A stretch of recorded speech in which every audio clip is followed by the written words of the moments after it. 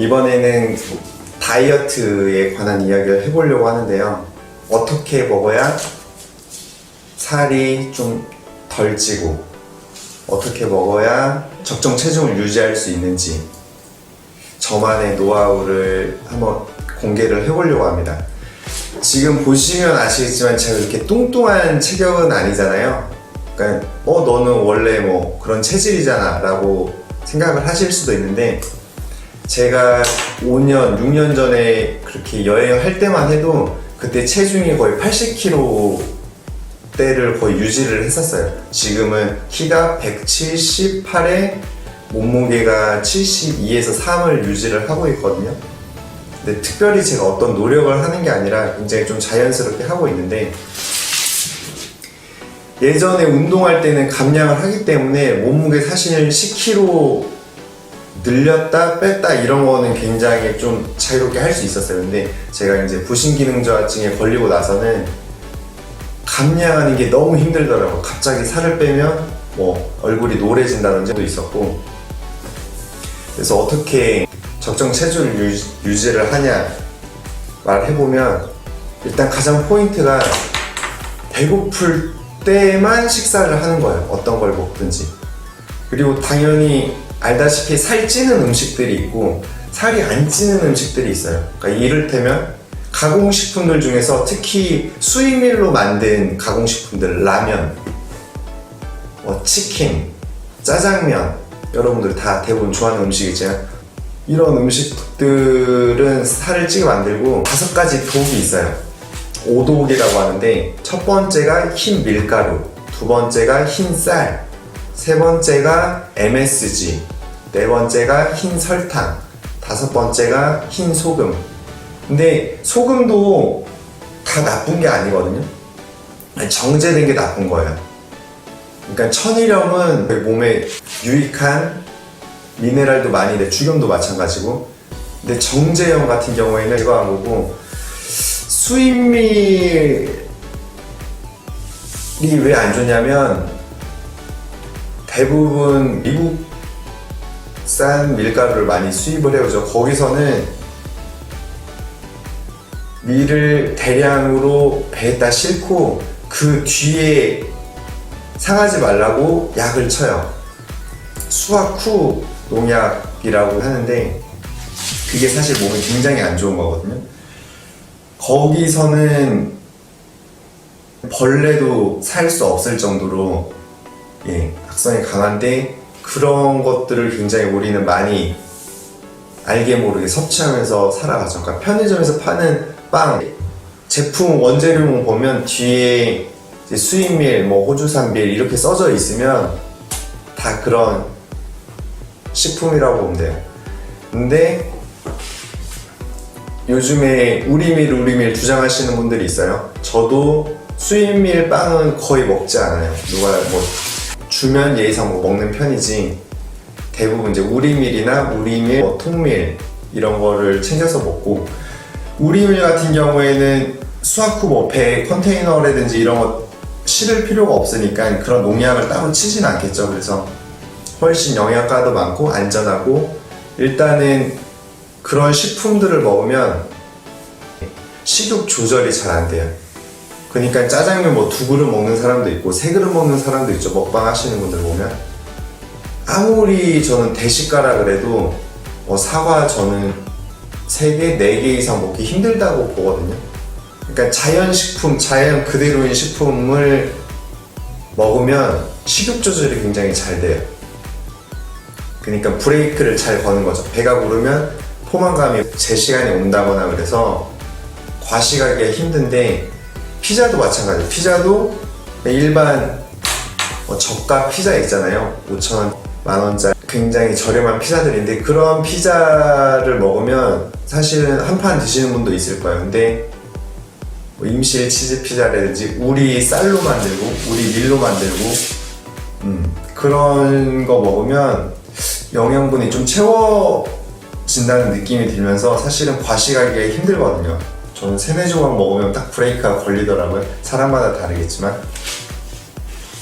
그래서 일단은 다 아는 사실이지만 자기 체중을 유지하고 싶으면 뭐 사탕이라든지 군것질 거리는 좀 피하시는 게 좋고, 나는 과자가 너무 좋아한다 그러면 저는 한살림이라든지 자연드림에서 판매하는 과자들이 있어요. 맛도 일반 시중에 나온 과자들이랑 크게 다르지 않아요. 뭐 짱구라든지 뭐 콘칩이라든지 이런 거 비슷한 제품들이 있거든요.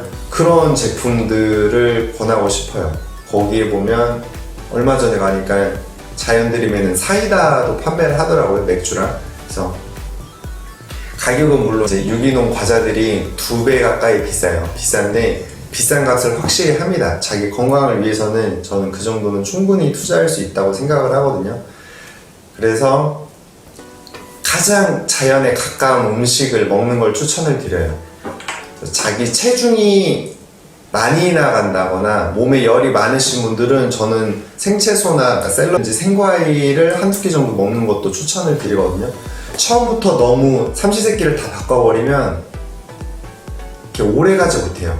그리고 식단을 바꿀 때 명심해야 될 거는 내가 이 식단으로 평생을 할 수 있는가 라고 진지하게 자신한테 물어봐야 돼요. 왜냐면 한 달 동안 내가 다이어트를 해서 몸을 뭐 프로필 사진을 찍어야 돼. 그렇게 해서 진짜 악착같이 닭가슴살 먹고 야채만 먹고 해서 살 뺄 수 있어요. 근데 프로필 사진 찍고 나서 원래 식생활대로 하면 어떻게 될까요? 당연히 요요가 오겠죠. 자기 체중으로 돌아가죠. 너무나 당연한 거예요. 그래서 요요가 오지 않으려면 내가 평생 할 수 있을 만큼, 맛도 중요해요. 너무 맛없게 먹으면, 물론 맛없게 먹으면 많이 먹을 수 없으니까 과식을 할 수가 없단 말이에요. 일전에도 그런 적 있는데, 이게 치명적인 단점이 뭐냐면 너무 맛없는 음식을 억지로 먹으면 정신력으로 그렇게 먹을 수 있어요. 저 같은 경우에 닭가슴살을 3, 4년 동안 먹은 적이 있어요.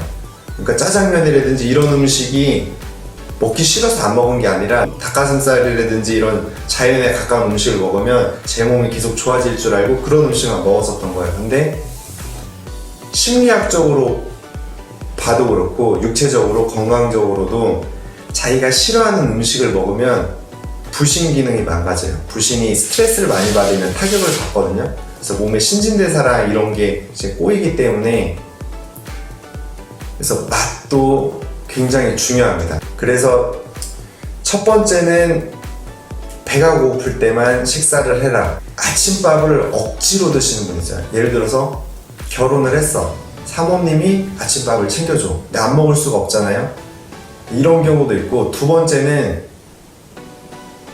내가 뭐 혈압이라든지 이런 당뇨라든지 병이 있어서 약을 먹어야 돼.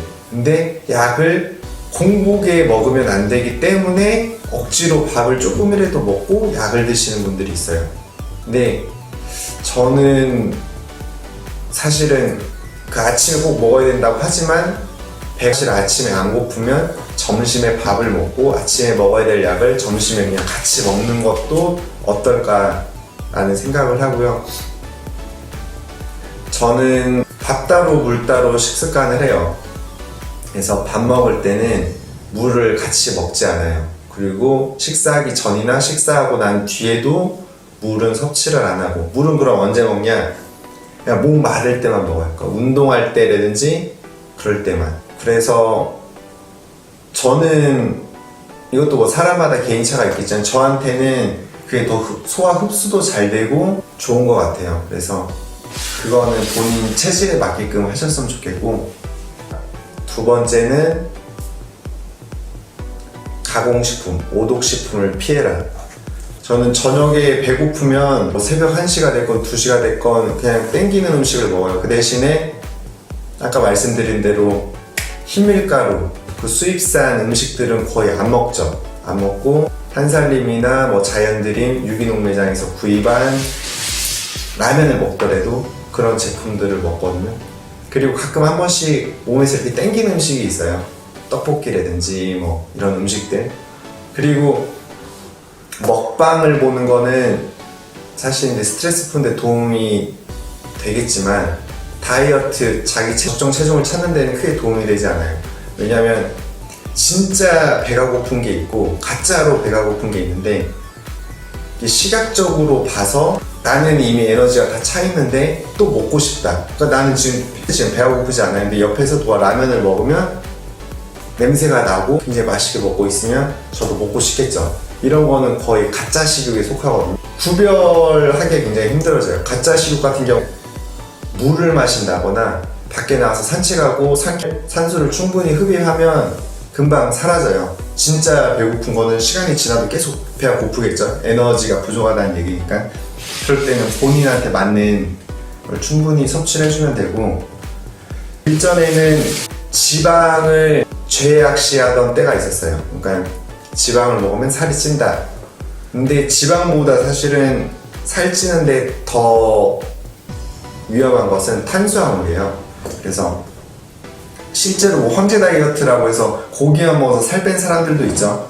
저도 해본 적이 있는데 탄수화물 안 먹고 단백질, 지방만 먹으면 진짜 살은 안 쪄요. 그러니까 제가 권하는 거는 황제 다이어트를 한다 그러면 쌈장은 당이 굉장히 많거든요. 그런 양념장까지도 거의 피해야 돼요. 소금 뭐 이런 것만 찍어서 먹는다 그러면 뭐 삼겹살만 삼시세끼 먹는다 그렇게 먹기도 힘들겠지만, 그렇게 먹었을 때 저는 살이 빠졌으면 빠졌지 아니면 자기 체중을 유지하거나 살이 찌지 않는다고 보거든요. 그래서 탄수화물 적당히 먹고, 지방에도 좋은 지방이 있고 몸에 쌓이는 지방이 있어요.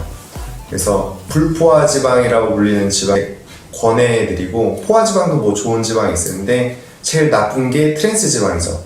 그건 이제 그런 거는 피해줘야 돼요. 쇼트닝이라든지, 그러니까 버터 같은 경우에는 저는 포화 지방이지만 좋은 지방에 속하고, 코코넛 오일도 마찬가지예요.